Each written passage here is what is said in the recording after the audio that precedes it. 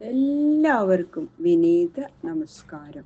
ശ്രീമദ് ഭാഗവതം ദശമസ്കന്ധോത്തരാർത്ഥം അധ്യായം 68 ശ്ലോകം 39 മുതല് 48 വരെ. ഓം നമോ ഭഗവതേ വാസുദേവായ കൃഷ്ണായ വാസുദേവായ ഹരയേ പരമാത്മനെ പ്രണതക്ലേശനാശായ ഗോവിന്ദായ നമോ നമ. ശ്ലോകം 39. അഹോ ഐശ്വര്യമത്താനാം മത്താനാമിവ മാനിനാം അസംബദ്ധാ ഗിരോരുക്ഷാഃ കസ്സഖേതാനുശാസിത.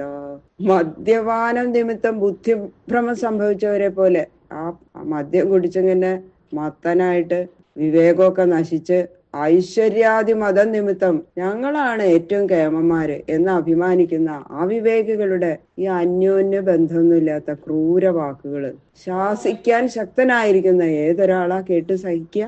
അദ്യ നിഷ്കൗരവീം പൃഥ്വീം കരിഷ്യാമീത്യമർഷിത ഗൃഹീത്വാ ഹലമുത്തസ്ഥൗ ദഹന്നിവ ജഗത്രയം. ഇപ്പൊ ഈ കൗരവംശത്തെ മുഴുവൻ നിശേഷം നശിപ്പിക്കാൻ പോവാണ് എന്ന് നിശ്ചയിച്ചിട്ട് ആ 3 ലോകത്തെയും ക്ഷണത്തിൽ ദഹിപ്പിക്കുകയോ എന്ന് കാണുന്നവർക്ക് തോന്നുമാറ് അതിക്രോധത്തെ പ്രകാശിപ്പിച്ചുകൊണ്ട് ആ ഹലം അങ്ങോട്ട് കയ്യിലെടുത്തിട്ട് എഴുന്നേറ്റു ബലരാമസ്വാമി. ലാംഗലാഗ്രേണ നഗരം ഉദ്വിദാര്യഗജാഹ്വയം വിചകർഷസ ഗംഗായാം പ്രഹരിഷ്യൻ അമർഷിത. ഈ ഹസ്തിനപുരത്തെ ഗംഗയിൽ അങ്ങോട്ട് ഒഴുക്കി കളയണം എന്നുള്ള വിചാരത്തോടു കൂടിയിട്ട് ആ പുരിയെ മൂലത്തോടെ വീഴ്ത്താനായിട്ട് നഗരത്തിന്റെ ചുറ്റുമുള്ള മതിലിന്റെ വലത്തു ഭാഗത്തില് ആഴത്തില് തന്റെ ഹലായുധം അങ്ങോട്ട് പ്രവേശിപ്പിച്ച് ഗംഗയ്ക്കു നേരെ അങ്ങോട്ട് ആകർഷിച്ചു. ഹസ്തിനപുരം നിൽക്കുന്ന ആ ഭൂപ്രദേശത്തെ മുഴുവൻ അങ്ങനെ അടിയോടെ ഗംഗയിൽ വീഴ്ത്താനാണ് ബലരാമസ്വാമി ഉദ്ദേശിച്ചത്. അതിനുവേണ്ടി ആനയ്ക്ക് കൊക്കി വയ്ക്കുന്നത് പോലെ ഹസ്തിനപുരത്തിന്റെ അന്തർഭാഗത്തിൽ ഹലായുധം അങ്ങോട്ട് കടത്തി വെച്ചു. ജലയാനമിവാകൂർണം ഗംഗായാം നഗരം പതൽ ആകൃഷ്യമാണമാലോക്യ കൗരവാ ജാതസംഭ്രമാഃ തമേവ ശരണം ജഗ്മു സകുടുംബാജിജീവിഷവ സലക്ഷ്മണം പുരസ്കൃത്യ സാംപം പ്രാഞ്ജലയ പ്രഭും. ഇതങ്ങോട്ട് കണ്ടു.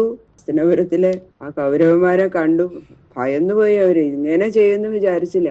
ആ ഹലായുധം കൊണ്ട് ആകർഷിച്ച ഹസ്തിനപുരം വട്ടത്തിലങ്ങോട്ട് തിരിഞ്ഞുകൊണ്ട് വെള്ളത്തിൽ കൂടി പോകുന്ന തോണി മുതലായ വാഹനം പോലെ ഗംഗയിലാണ് വീഴാൻ ഭാവിക്കുന്നത് കണ്ടപ്പോ ആ കൗരവന്മാർക്ക് പരിഭ്രമം നേരിട്ടു. അപ്പൊ മനസ്സിലായി ബലരാമസ്വാമിയുടെ വൈഭവം. എന്തു സംഭവിക്കുമോ, ഇതിനെ എങ്ങനെ തടയാം എന്ന ഭയത്തോടുകൂടി യാതൊരു സമാധാനവുമില്ലാതെ കുട്ടികളും വൃദ്ധന്മാരും സകലരും അങ്ങോട്ട് കൂടിച്ചേർന്ന് അവരെല്ലാവരും കൂടി എന്ത് ചെയ്തു വെച്ചാൽ സാമ്പനെയും ലക്ഷ്മണനെയും വിളിച്ചു കൊണ്ടുവന്ന് അവരെ രണ്ടുപേരും ഒരുമിച്ച് ഭഗവാന്റെ മുമ്പിൽ അങ്ങോട്ട് നിർത്തി.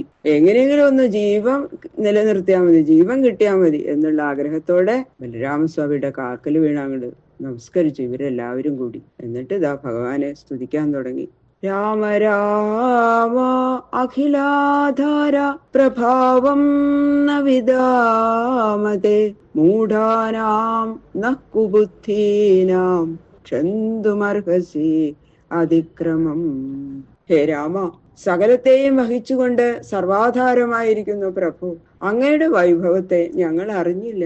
മൂഢന്മാരും കുൽസിത ബുദ്ധികളുമായ ഞങ്ങൾ ചെയ്ത അപരാധം ക്ഷമിക്കണേ ക്ഷമിക്കണേ എന്നവരെല്ലാവരും കൂടി പറഞ്ഞ് ഭഗവാന്റെ കാൽക്കൽ വീഴാണ്.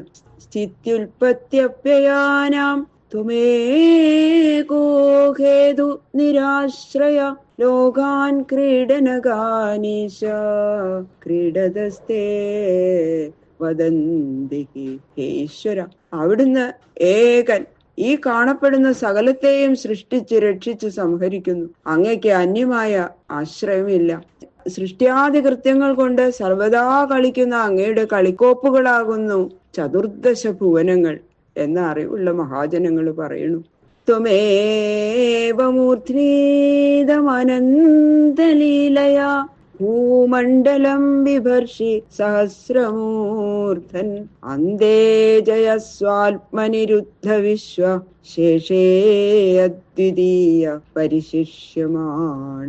ബലരാമനെ ആദിശേഷനായിട്ടും മഹാവിഷ്ണുവായിട്ടും അഭേദമായിട്ട് സ്തുതിക്കുകയാണ്. ഹേ അപരിച്ഛിന്ന സ്വരൂപത്തോടു കൂടിയ ആദിശേഷമൂർത്തി, അങ്ങയുടെ 1000 ശിരസിന്റെ ഒരു കോണിൽ ഈ ഭൂമണ്ഡലത്തെ അവിടുന്ന് അനായാസേന ധരിക്കുന്നു. സർവം നശിക്കുന്നതായ മഹാപ്രളയകാലത്തിൽ സകലത്തെയും നിന്തിരുവടി തന്നിൽ ലയിപ്പിച്ച് അന്യമായിട്ട് യാതൊന്നുമില്ലാതെ ഭഗവാൻ മാത്രമായിട്ട് കാരണജലത്തിൽ മഹാവിഷ്ണു രൂപേണ ശയിക്കുകയും ചെയ്യുന്നു.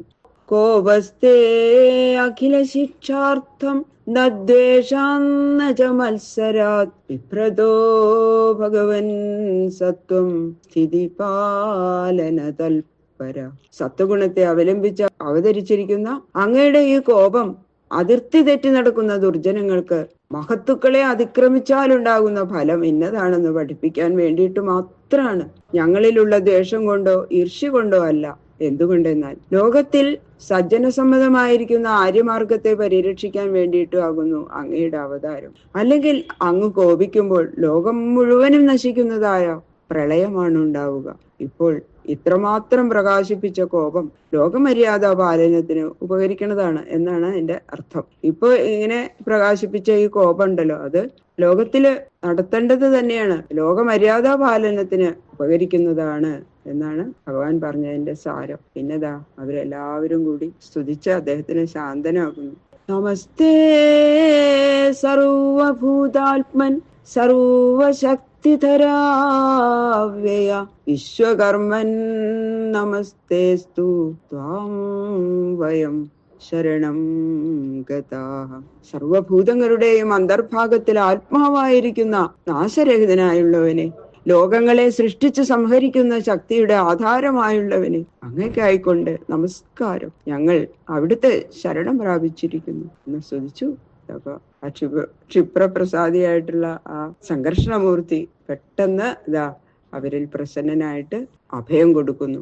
ബാക്കിയുള്ള ശ്ലോകങ്ങള് നാളെ നോക്കാം. സർവത്ര ഗോവിന്ദ നാമ സങ്കീർത്തനം ഗോവിന്ദ ഗോവിന്ദ.